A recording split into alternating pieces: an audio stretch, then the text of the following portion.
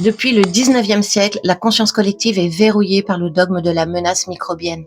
Cette vision du monde, portée par Louis Pasteur, n'est pas le fruit d'une pure observation scientifique, mais d'une stratégie d'influence savamment orchestrée au sein des académies et des cercles de pouvoir de l'époque.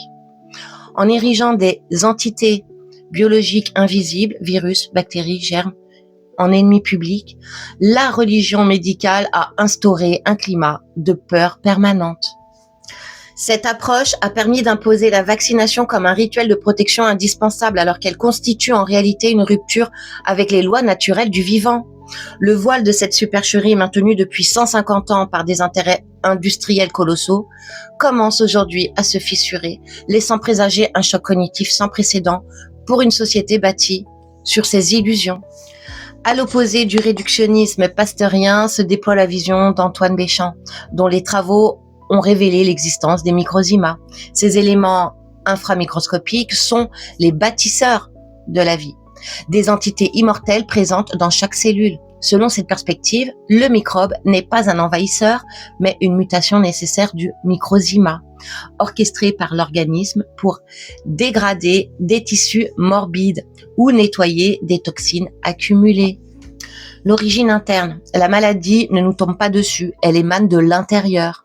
La fonction réparatrice, ce que la médecine officielle nomme infection, est en réalité un processus de purification biologique. L'aveu ultime, la reconnaissance tardive de Pasteur sur l'importance du terrain, vient confirmer que l'agent pathogène n'est qu'un symptôme du déséquilibre de l'hôte. Le véritable vecteur de propagation des maladies n'est pas matériel, mais informationnel. Nous vivons dans un champ de données quantiques, circulantes, où chaque émotion, chaque pensée et chaque peur émet une fréquence spécifique.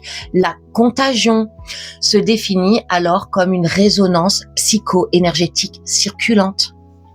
Le stress collectif, les grandes épidémies de l'histoire ne sont pas nées de la promiscuité microbienne, mais de l'effondrement vibratoire lié aux guerres, aux famines et aux messages alarmistes.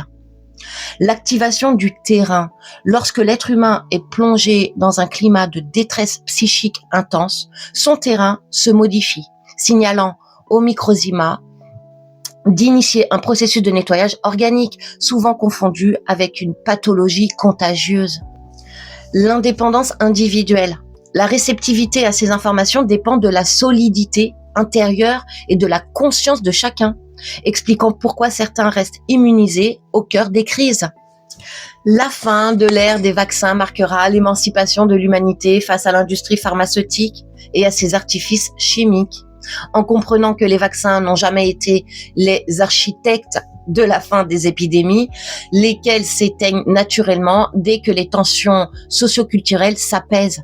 L'individu reprend ses droits sur sa propre biologie.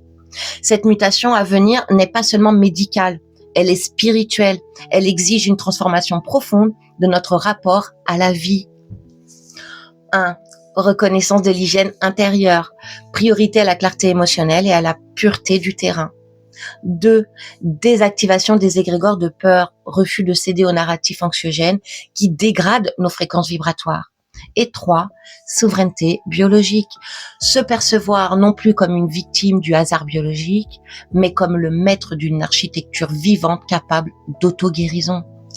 Ce tournant décisif vers la vraie nature de l'homme verra la naissance d'une science respectueuse du sacré, où le corps n'est plus un champ de bataille, mais le temple d'une intelligence harmonieuse et consciente.